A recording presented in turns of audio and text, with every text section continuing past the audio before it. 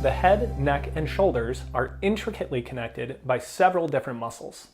The most superficial muscles being the upper trap, middle trap, and levator scapula. The brain communicates with these muscles through the 11th cranial nerve and the nerves at C3 and C4. These muscles contract the shoulder towards the neck, which causes pressure on the upper part of the vertebrae, creating tension and pain. The muscles that are much deeper are the transversospinalis and splenius capitis.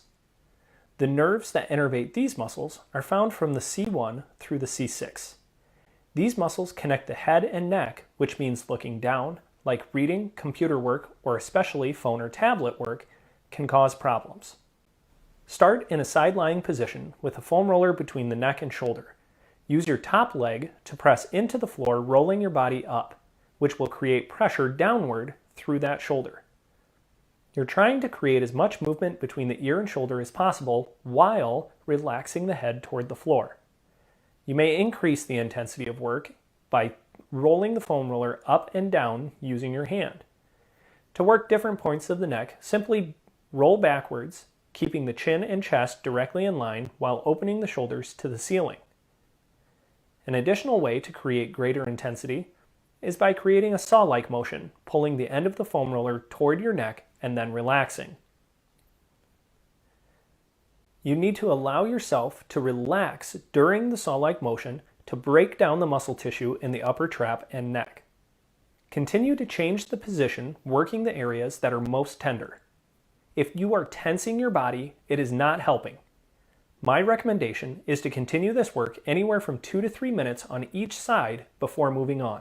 A common headache that comes through my door is when someone comes in and paints across the forehead the pain that they feel. Commonly, it's also associated to have eye pain with this sort of headache. The muscles typically causing this headache are actually on the back side of the head, and they are called the occipital muscles. When the occipitals get extremely tight, they pull on the back of the head over the top of the head, creating the tension and pressure you feel in the forehead. So let's take a look at how to release these muscles to get rid of your headache. Using 2 lacrosse balls directly on the back of the head and lying on the ground, use a book to elevate the lacrosse balls. You're going to press down into the lacrosse balls and move them around the back of your head until you find the part that is most tender. At this point, you're going to begin pressing your head down into the lacrosse ball as hard as you can tolerate. This pressure should recreate the headache that you commonly feel across your forehead.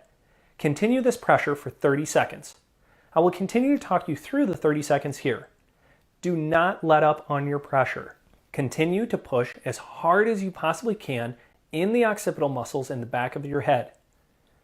Try even increasing the tension and feel the headache. You know you're doing it correctly if you continue to feel the headache the whole time you're on these muscles. And we finish in 3, 2, 1. Wonderful. Now we're done with the occipital release. Next, we're going to be working on the atlantoaxial junction and the rest of the cervicals.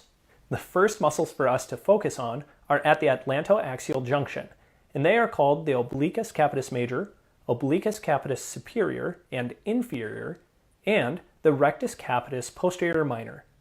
Once we have worked through those, we will work on the rotatories and the semispinalis cervicis.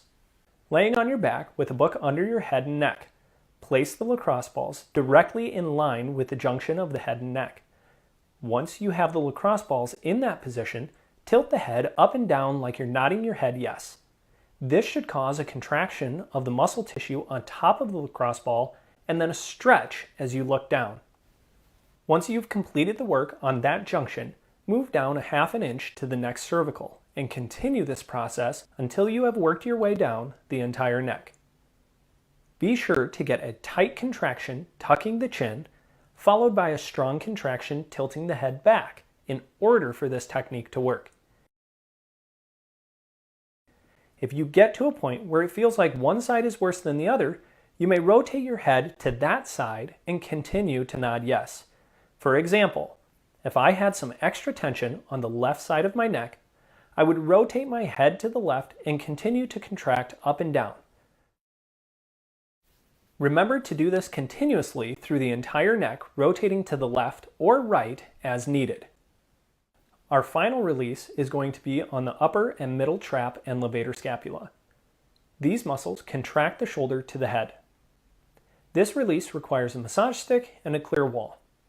We want to start by locating the trap and levator, which holds the shoulder up to the ear. Once located, lean against the wall, allowing the stick to press down into the shoulder. Once you've created that pressure, you can start turning your head down and away from that trap. You'll notice I continue to hold the massage stick with my right hand and let the massage stick push my left shoulder down.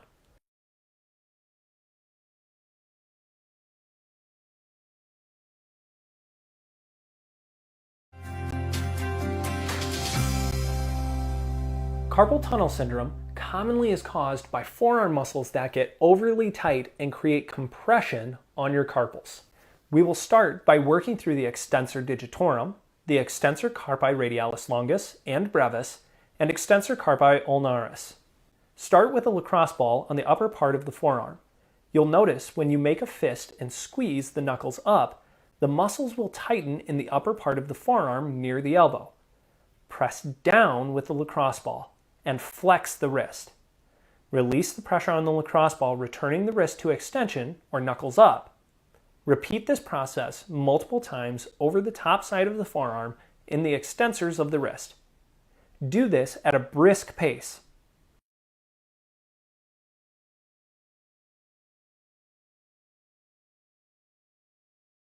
An additional way to work this muscle tissue is by using your own forearm. Locate the flexors of the wrist by squeezing the knuckles up. Lay your arm across your knees and press your elbow into the tissue. Repeat, knuckles up, pressure on, knuckles down, pressure off. Continue this process through the muscle on the top of the forearm.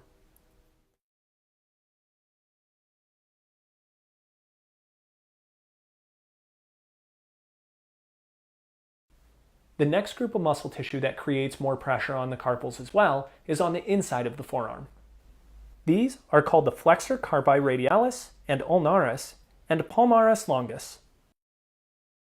Using a technique like the extensors, start with an open palm, flexing your fingers towards the elbow as far as you can.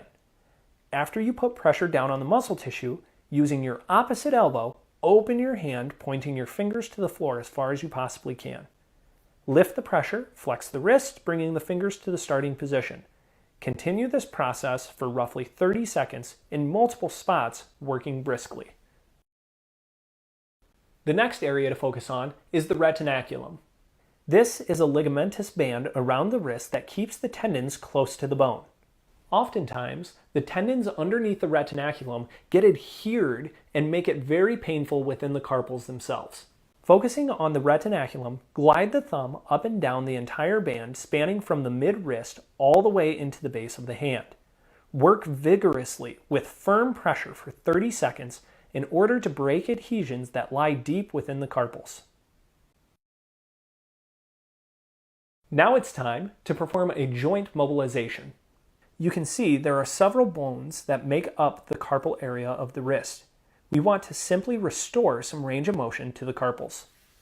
Using your opposite hand, create a tight squeeze around the wrist and drag the hand away from the elbow as you hold the wrist. Begin to rotate the wrist in a big circle. Continue mobilizing the wrist for 30 seconds.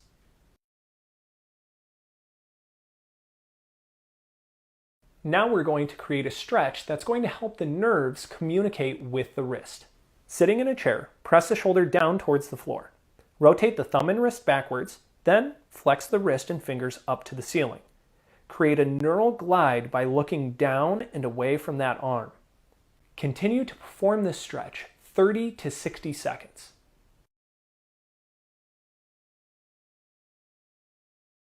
To begin working the muscles that are most affected by de Quervain's, hold your hand with your thumb straight up in the air. Then locate the tendon that is most superficial or on top of the wrist. This tendon will be controlled by a muscle that runs up the arm towards the elbow. I want you to contract the muscle tissue by flexing your wrist up and down while you press into the muscle tissue with your thumb.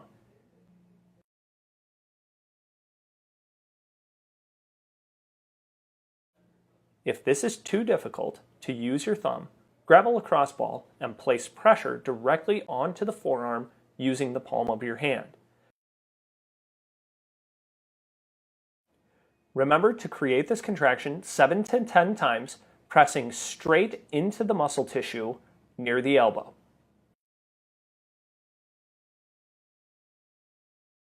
Next, we are going to run pressure from the wrist up the forearm towards the elbow, creating a firm pressure, driving up and stretching the tissue.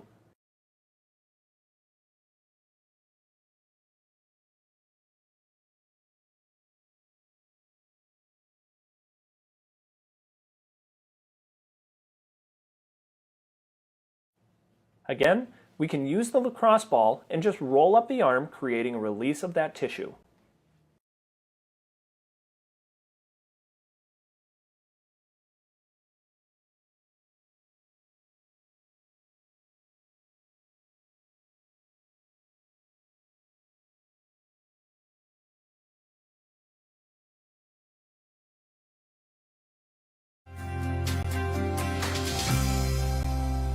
The bicep is named that because there are two different attachment points near the shoulder. The short head attaches to the coracoid process, which is a part of the shoulder blade, and the long head goes over the humerus through the biceps channel and connects in the socket. Pain will be present inside your arm if there's a problem with the short head. If there's a problem with the long head, typically the pain will run over the shoulder. We're going to locate the head of the biceps that attaches near the forearm. To do this, flex your arm with your fingers on the bicep near the elbow and find the tendon at the base of the muscle belly. Simply pinch the muscle belly and extend the arm. If you feel like you're not getting enough pressure with your fingertips, use a lacrosse ball. Try one of two positions, either holding with your fingers or pressed with the palm into the bicep. I find I get better pressure when I use my palm. Remember to squeeze and extend.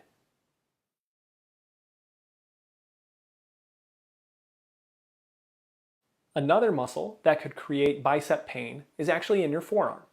This is the brachioradialis, which passes from the humerus towards the wrist. To begin working the brachioradialis, reach under the elbow across to the forearm and pinch down as hard as you can tolerate.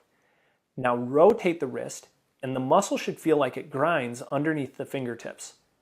Do 7 to 10 repetitions, then locate a new point and continue to grind over that muscle. You should feel the fingers drop off the muscle. When you finish, put the fingers on top of the arm, pinch down, and create extension while rotating the wrist. Again, bend the elbow, then extend while you rotate the wrist. Notice my hand goes palm to chest, then palm to floor while I'm extending my elbow. Perform 7 to 10 repetitions and then move on to the next tender spot and repeat. When you have finished the pin and stretch, move on to cross fiber friction. Place the arm you are working across your knees, then grind the opposite forearm across the muscle tissue near the bicep head. This should be an abrasive force moving through the muscle tissue quickly. Continue to press through that muscle tissue until you feel like you've broken down the entire thing. For pelvic tilt. Remember, as we do pelvic tilts, right, we want to create a Kegel. That's like you're cutting off going to the bathroom. And then think of Doritos under your low back and crush that Dorito. 3, 2, 1. Pelvic tilt. Okay, so pelvic tilt again, Kegel. Get that pelvic floor really firm, tighten down, and then compress that core, crushing that Dorito under the low back. Another great way to think about this is if you had a belt under your low back, right? Pin that belt to the floor so I couldn't come up and pull that belt out, okay? Or think something's about to whack you in the stomach. That's halfway. Okay, tight, tight squeeze, tight core. We're trying to crank through these with as much pressure as we possibly can, focused on the core. Now, we call it a pelvic tilt because it should roll the pelvis kind of so your tailbone's lifting off the floor. Do not make that happen by pushing your feet in the ground, right? We want light feet. Make it just come from the core, pinning the belt to the floor. 3, 2, 1. Prepare for pelvic tilt with knee fall out.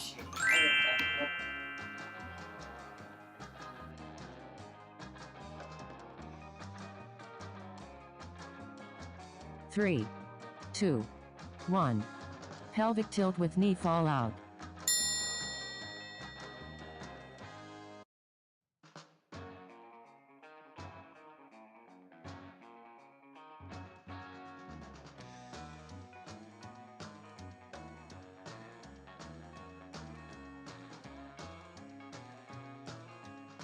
Good core compression, super, super tight. Do your absolute best all the way through to create that contraction. That's halfway. Remember, your feet should be together here.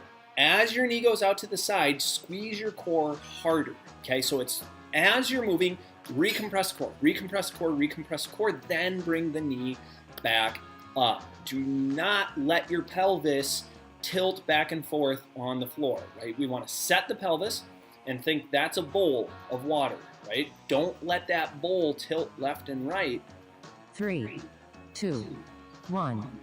Prepare for pelvic tilt with adduction. All right, tilt with adduction. Grab that foam roller, squeeze your core tight, then squeeze the knees. 3, 2, 1. Pelvic tilt with adduction. Very distinct movement. Kegel, core compression. Squeeze those knees, release the knees, keep the core tight, then release the core. Okay, very, very distinct. You should be in control of your core, whether you contract or relax through those hips in any direction.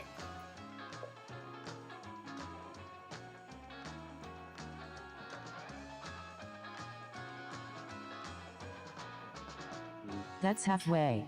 Halfway, re-squeeze the core. Okay, perfect time to just go, okay, I can squeeze even harder, okay?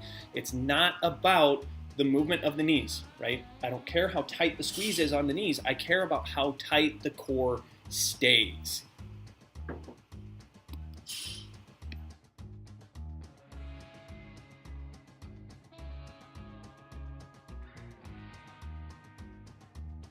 Three, 2, 1. Prepare for pelvic tilt with knee toward chest. Okay, tilt with knee toward chest. That just means a march, okay? And simply one leg at a time, up towards the chest, set the foot back down. 3, 2, 1. Pelvic tilt with knee toward chest. Okay, good, tight squeeze through the core. Shoulders down and back. Keep that core compression going the whole time you march. So even as the foot's returning to the floor.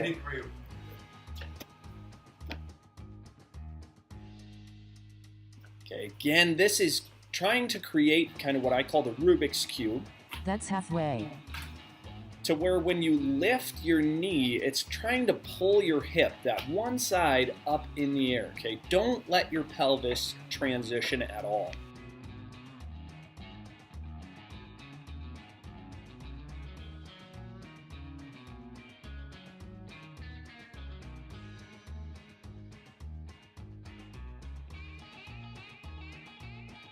Three, 2, 1. Prepare for pelvic tilt with bridge. Solid spine.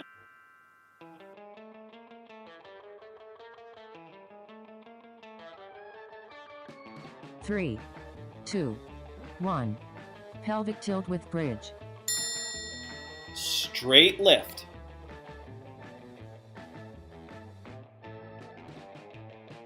Pinch those butt cheeks together tight.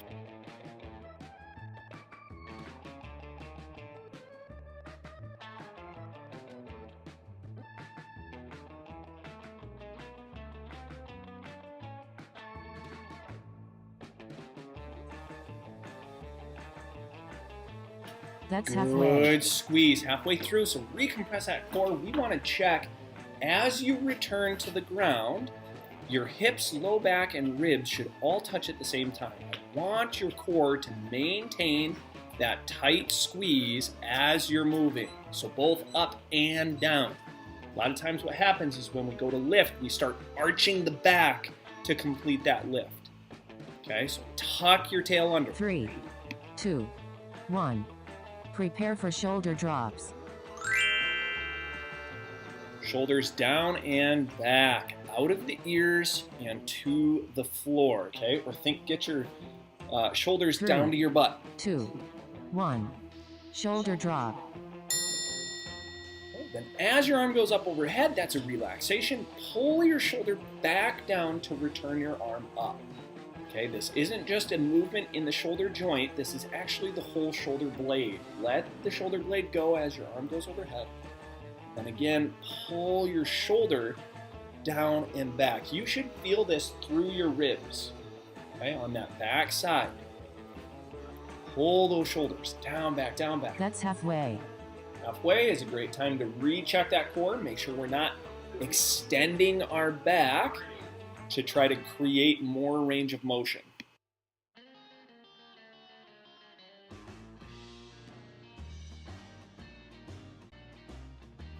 Finish through nice and strong. Recompress that core. Shoulders down and back.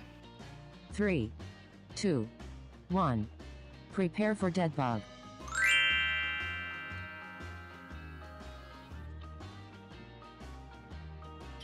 Remember, tight squeeze through the core first.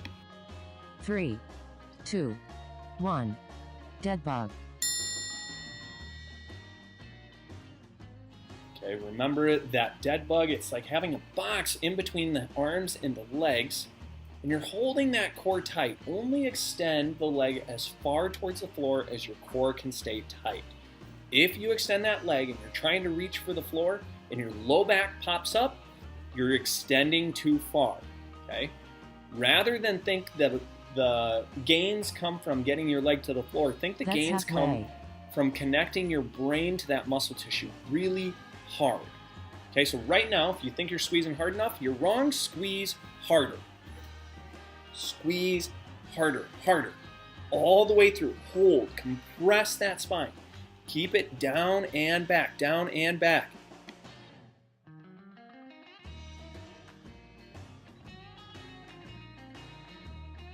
Three, 2, 1. Long rest. Hey, great work on that. So we do want to take some time right now, right? Rest, get a little bit of a drink, and then we're going to jump right into round 2. Now for round 2, we're going to make it a little more difficult by way of trying to lift your feet just a tiny bit. So imagine your feet are on a scale. You're going to lift just 50% of the weight off your feet, okay? Then create whatever movement that we're going to create, okay? So always pelvic tilt first, so Kegel, core compression. Hover, a little bit of pressure off the feet, then create our movements. 3, 2, 1. Prepare for pelvic tilt.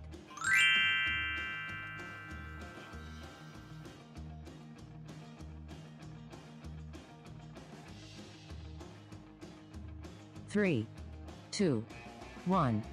Pelvic tilt. Good, solid squeeze through your Kegel and core compression.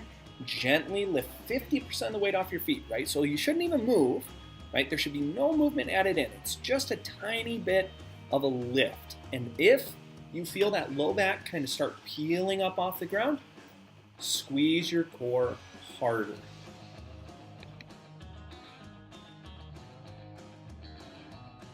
That's halfway.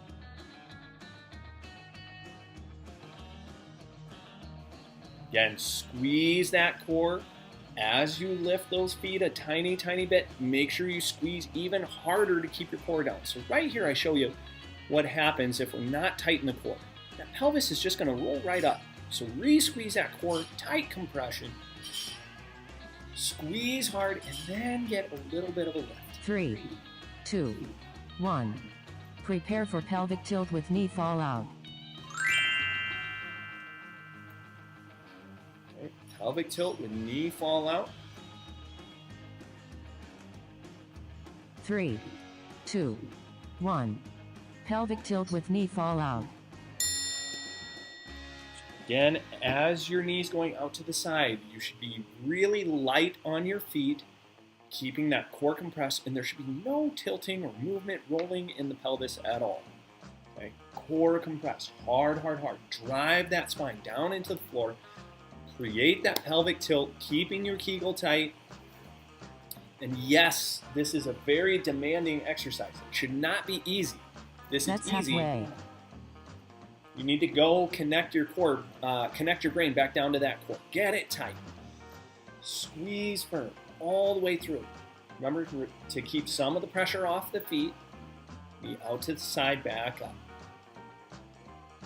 Do not let your pelvis shift or move. Let's get all the way through here, all the way through.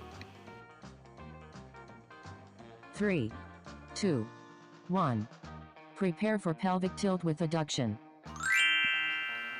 Okay, tilt with adduction, grab that foam roller, 6-step movement, core tight, squeeze the knees, lift, set, release the knees, release the core. 3, 2, 1. Pelvic tilt with adduction. So compress that core super hard. Make sure you still have that Kegel tight. Squeeze the knees, lift the pressure off your feet, set your feet back down, release the knees, Kegel and core should still be there. Then release your core. Okay, redo that. Real firm compression, super distinct in the way that you're moving. Create solid compressions, right? Each one, very firm, very firm. That's You should be halfway. thinking with every movement, it's as hard as you can possibly squeeze. Okay, so squeeze that Kegel, core compression as hard as you possibly can. Squeeze your feet, or squeeze your knees together as hard as you possibly can, right? Very distinctly, pressure off the feet, set the feet back down, release the knees, Kegel and core should still be there, then release the core. Finish all the way through, nice and strong. 3, 2, 1. Prepare for pelvic tilt with knee toward chest. Okay, back to the march. So again, feet should be light. Do not let the pelvis shift. 3, 2, 1. Pelvic tilt with knee toward chest. Good core compression, Kegel, core compressed. You need to maintain that through the movement of the hips. Everything tight. Okay, so either the Dorito or the belt under the low back, make sure you're pinning that to the ground. Right? Doritos, we're trying to crush the cornmeal. Okay, all the way down. That's halfway.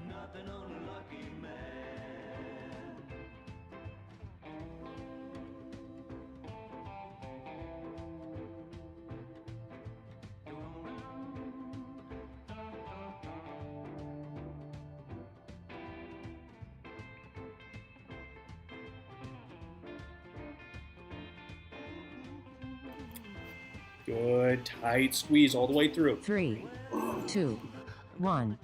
Prepare for pelvic tilt with bridge. Tilt and bridge. Remember, every time you come back down to the ground, I want you to compress that core so hard it lays flat. 3, 2, 1. Pelvic tilt with bridge. Good compression. Squeeze hard. Right? When you return to the ground, your hips, low back, and ribs should all touch at the same time. That shows that we didn't arch the back through the movement.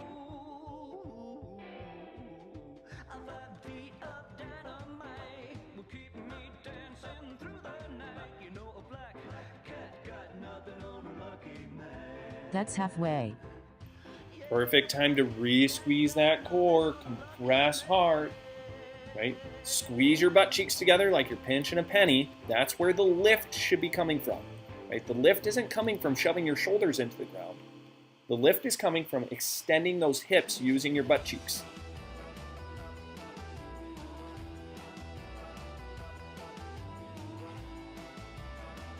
Three, 2, 1. Prepare for shoulder drops. Set the shoulders down and back first. Even if you need to leave your arms by your sides, then put them up in the air. 3, 2, 1. Shoulder drop. Good shoulder drops and return, keeping the shoulders out of the ears. Okay, so you might have to recheck that every single time that you perform the movement. just to get the shoulders down and back out of the ears as much as you possibly can, right? Firm compression. Still driving that low back into the floor. Kegel core compression. Hold it really, really tight. That's halfway. Again, perfect time to recheck it. Make sure those feet are light. 50% of the weight off those feet. Shoulders down and back. Create a big demand. Make it difficult. As difficult as I'm asking you to. Tight squeeze, tight squeeze.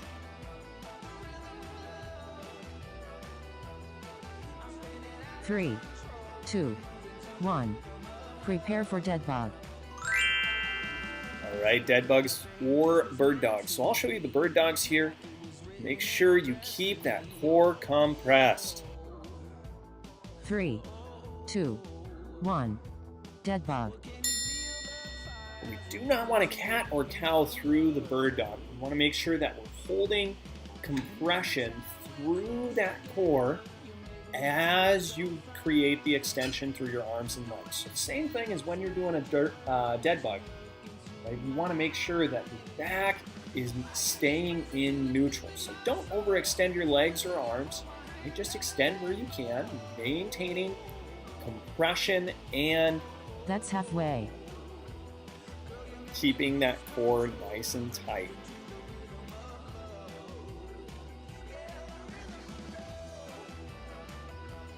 Right, all the way through. Do your best to finish strong. Recompress that core.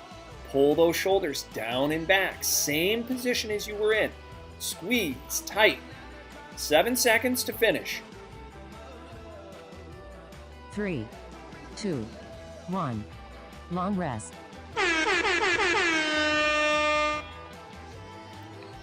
Okay, good work. So that is round 2. So for round 3, what we're going to do is we're going to focus on actually hovering the feet off of the ground. Okay, so every single movement, core is on first, off last, making sure you've got that Kegel compression. See if you can hover the feet. Now, that's a goal. So if you can't do that, that's okay. Just do one of the earlier rounds, right? So you might only be able to lift 50% of the weight off your feet right now. That's okay. We're just trying to create a larger demand as we go. Figure out where that demand is too much for you and challenge it. 1. Prepare for pelvic tilt.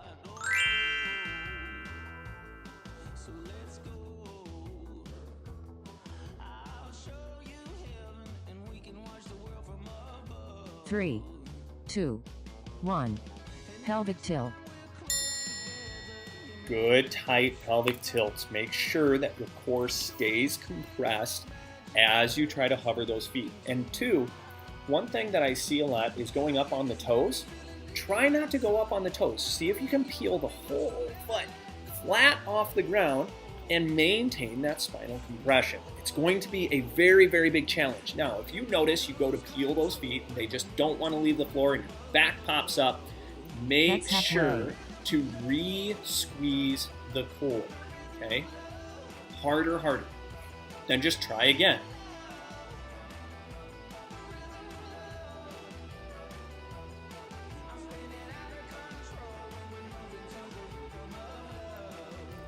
It is absolutely okay in your exercises to make sure that you're re-squeezing each time. If you don't want to do that 2, and you want to try to hold it the whole time, prepare for pelvic tilt with knee fall out. that is perfectly fine as well. Okay, so don't get confused on whether we're re-squeezing and releasing every time. I like that just for the sole fact of your brain is having to reconnect. 2, 1. Pelvic tilt with knee fall out. Okay, so if you can't reconnect, if you can't figure out how to hold it and maintain tightness,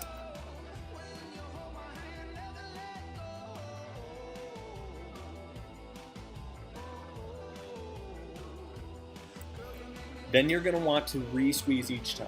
Okay, but no matter what, you want to be re-squeezing the core after every single movement. So whether you fully relax and re-squeeze, that's halfway, or you just re-squeeze, no matter what, core compressed, tight, trying to hover those feet, forcing the work really firm.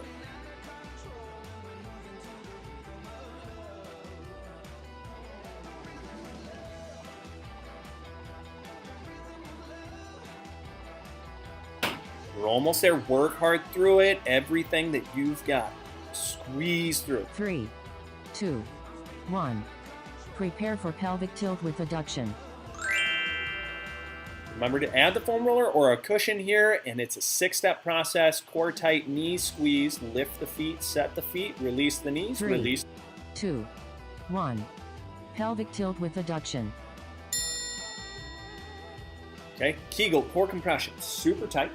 Squeeze those knees, hover the feet, 1, 2, set the feet down, release the knees, keep the core tight, then release the core. Re-squeeze, core tight, squeeze those knees, lift the feet, set the feet back down, release the knees, release the core. Okay, very distinct. Keep squeezing all the way through. That's halfway. Halfway is always a great time to continue to recheck. Okay, make sure that core is bearing down. Crush that Dorito. Pin a belt under your low back so it can't be pulled out. Keep working all the way through, all the way through. Try not to quit. 3, 2, 1. Prepare for pelvic tilt with knee toward chest. Good, tight pelvic tilt as you march. Remember, do not scissor kick. One leg at a time. 3, 2, 1. Pelvic tilt with knee toward chest.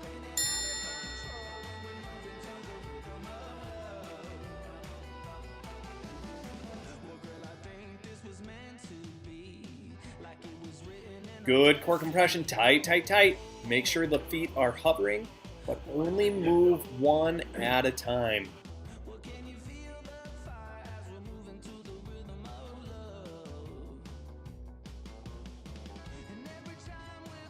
That's halfway.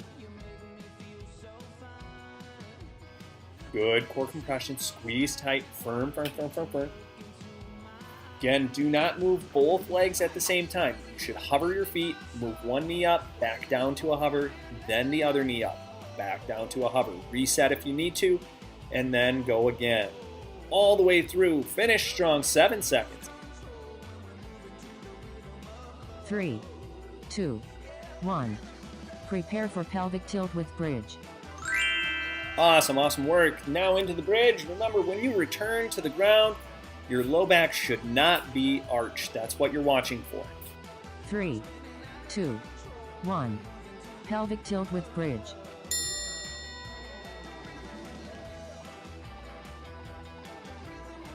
Good, tight core compression. You're thinking lift through the butt cheeks, right? We're not shoving the shoulders down. We're actually lifting and extending the hips. Okay, when you return to the ground, low back, ribs, and hips should all touch at the same time. Make sure you follow through with that. That's halfway. Perfect time to recompress. Make sure you're maintaining that spinal compression. This is where we see the biggest change in the way we sit and stand. Can you maintain spinal compression through hip extension?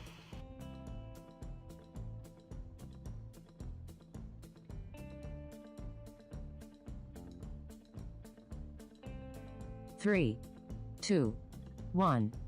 Prepare for shoulder drops. Get set for those shoulder drops. So start by pulling those shoulder blades down and back, then set your arms towards the ceiling. 3, 2, 1. Shoulder drop. Firm core compression. Make sure that stays in place. Do not arch your back thinking it's helping to get more range of motion. You will get whatever range of motion is there, then pause at the end of that range of motion, pull the shoulder blades back, down, and back. We train it this way because the more stability that we add to the shoulder blade, the more range of motion we're actually going to get out of the shoulder joint. That's halfway. Recompress that core, tight squeeze, firm, firm, firm, all the way through.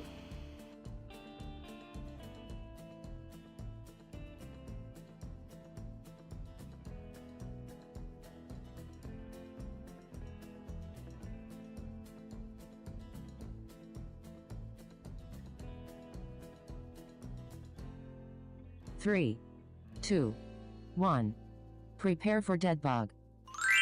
Awesome. Last one of the day. Maintain that spinal compression as hard as you possibly can.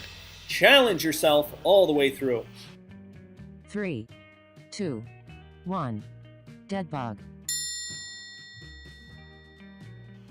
Tight squeeze, firm compression. Remember, you can be doing those bird dogs as well. Either one is fine, but make sure you maintain that compression, right? The stronger your core, especially in the bird dog, the more balanced you're going to be. Okay? And that's what we want to work on, is how do we stimulate that core to tolerate extension movements just like what we're doing. Because every step you That's take halfway. is going to be right arm with left leg. Then it's going to be left arm with right leg, right? That's the way our body works. Cross-rotational patterns, one side to the other. Firm compression all the way through. Okay, we've got 10 seconds left. Do your absolute best to finish strong through it. 3, 2, 1. Long rest.